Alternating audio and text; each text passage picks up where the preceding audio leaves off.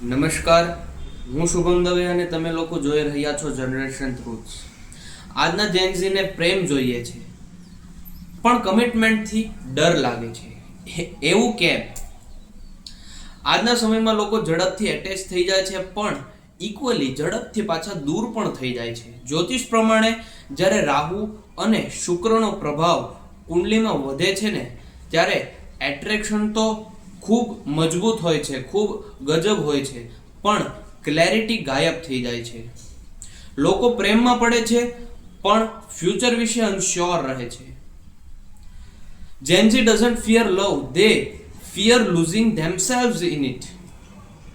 આ એનર્જીને બેલેન્સ કરવા માટે દર શુક્રવારે સવારે શાંતિથી 2 મિનિટ માટે બેસવું, હાથ હૃદય ઉપર રાખી મનોમન ઓમ શુક્રાય નમઃ મંત્રનો 11 વખત જપ કરી જવું.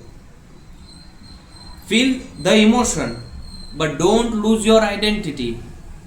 ફીલ ધ ઇમોશન્સ બટ તમારી જે આઈડેન્ટિટી છે એને તમારે લૂઝ કરવી નહીં. તમારી જે ઓળખ છે એને તમારે લૂઝ ન કરવી. જો તમે આ સિચ્યુએશન ફીલ કરો છો તો જનરેશન ટ્રુથ્સને ફોલો કરો, કારણ કે પ્રેમ સમજવું જરૂરી છે, ખોવાઈ જવું નહીં.